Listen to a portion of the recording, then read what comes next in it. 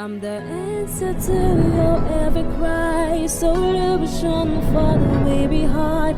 I bring to you good news. Ngiyabingelela mlaleli nalamuhla egameni lenkosi yethu Jesu Kristu. Angikwemukeleke futhi eluhlelweni lwethu lokufunza incwadi yethu yemihla ngemihla lokuyi Rhapsody yemaqiniso lebhalwe nguye umfundisi Chris Oyakhilome DSC DSCDD. Lamhla ke ngilwesine tinge-28 enyangeni yeNgci ku-2025. Sihloko sethu salamhla sithi sebenzisa lihawu lelikukholwa. Livesi lekuvula litfolakala encwadzini yabase-Efesu sahloko sesithupha livesi leli-16 lifundzeka kanje: ngetulu kwako konke thathani lihawu lelikukholwa lenitawuba nemandla ekucima ngalo yonke imicibisholo yemililo yalomubi. Umfundisi uthi kukhona tikhatsi lapho imicabango lekhathatako ingagijima engcondvweni idale imiva yekucindzeteleka kanye nekungahlaliseki. Uthi-ke labanye bantfu bacabanga ukuthi bavele babe nemiva dzide nje uma kwenteka loku. Kepha labangakuboni ukuthi sitha sivame kufuna kuthatha litfuba ngemiva yabo ngekuthi sihlasele tingcondvo tabo ngemicabango lengakalungi. Lena ngimicibisholo levutsako kanye netikhali. Mfundisi-ke uyachubeka uthi nangabe imiva lenjalo lengakalungi lebangelwa imicabango lemibi isala ingahlolwa, madvudane ingaholela ekukhathatekeni nasekuphelelweni lithemba. Leti timphawu tekutsi sitha setama kwenta siphithiphithi engcondvweni.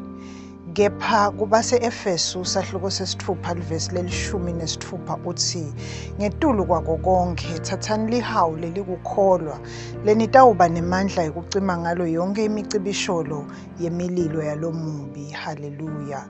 Uthi-ke umfundisi etikhatsini letinjalo lapho utitfola ulwa nemicabango yebumnyama, sebentisa lihawu lakho lekukholwa ukhulume ngenkutsalo livi laNkulunkulu. Khumbula, kukholwa kufanele kukhulunywe futhi kusetjentiswe. Kufanele umemetele uthi ngiyala kukhathateka, kwetfuswa nome kuba neluvalo. Ngitalwa nguNkulunkulu futhi ngimncobile Sathane, umhlaba kanye nemithelela yawo lemibi nalecedza emandla. Mfundisi uthi uma ungasebentisi ngenkutsalo kukholwa kwakho umelane nemicibisholo sitha lesiyijikijela engcondvweni yakho, lokuhlaselwa kungesuka engcondvweni kuye emtimbeni. Nguleso sizatfu sekuthi kufanele usheshe usebentise livi kute ujube, ususe futhi ucoshe yonke imicabango lengasiyo kanye nemicabango lemibi. Memetela ukuthi umoya wakho, umphefumulo, umtimba nengcondvo yakho yenkosi futhi ngaleyo ndlela kungcweliswe ngumoya. Haleluya. Timemetelo takho letinesibinzi letigcwele kukholwa tikubeka ngetulu nangenhla kwako konke lokuhlasela kwesitha. Lihawu lekukholwa licima yonke imicibisholo levutsako yalomubi. Kusukela lapho, uma imicabango leyesabekako ifika engcondvweni yakho, nome intfo lengakavami ivela emtimbeni wakho, mhlawumbe kuvuvuka, kucina nome ngukuphi lokungahambi kahle, kubulale ngemavi akho lagcwele kukholwa. Emavi akho akasiwo letayelekile. Haleluya. IBhayibheli likhuluma ngenkemba yamoya lekulivi nome irema ngesiGriki yaNkulunkulu. Lokhu kutholakala encwadzini yabase-Efesu sahloko sesithupha livesi leli-17. Irema ligama lelikhulunywako lokulivi laNkulunkulu lolikhulumako. Ngako lapho ubhekene netinsayeya yala kwetfuswa nome kunyakatiswa, kunaloko memetela kuncoba kwakho kuKristu. Incwadzi yesibili kubaseKorinte sahloko sesibili livesi leli-14 lithi manje akabongwa uNkulunkulu losenta kutsi sincobe kuKristu. Haleluya. Lena imphilo yekuncoba kuKristu, sisebentisa livi simelane nesitha, siyancoba ngamoya nangemavi etfu lagcwele kukholwa, ingatimlo ayibe kuNkulunkulu. Haleluya. Umthandazo. Babelothandzekako, Ngiyakubonga ngelihawu lekukholwa lengicima ngalo sonke isikhali lesivuthako sesitha. Ngiyancoba ngamoya ngekuvuma kwami lokugcwele kukholwa. Ngingcwelisiwe futhi ngivusetelwe ngumoya. Kuthi ngihambe ngekuncoba, ngemandla kanye nempilo yobuNkulunkulu. Ngeligama la Jesu.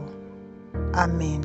Kuchubeka nesifundo-ke sitawufunza incwadi yesibili yabaseKorinte esahluko selishumi livesi lesine kuya evesini lesihlanu, incwadi yeTaga sahluko sesine livesi le-20 kuya evesini le-23, kanye nencwadi yabase-Efesu sahluko sesithupha livesi le-13 kuya evesini le-18. Bese-ke sesiba neluhlelo lokufunza iBhayibheli ngeminyaka munye. Namuhla-ke kufundwa incwadi yekuqala yabaseKorinte sahluko selishumi kanye nencwadi yetihlabelelo sahluko se-146 kuya esahlukweni se-150. Haleluya.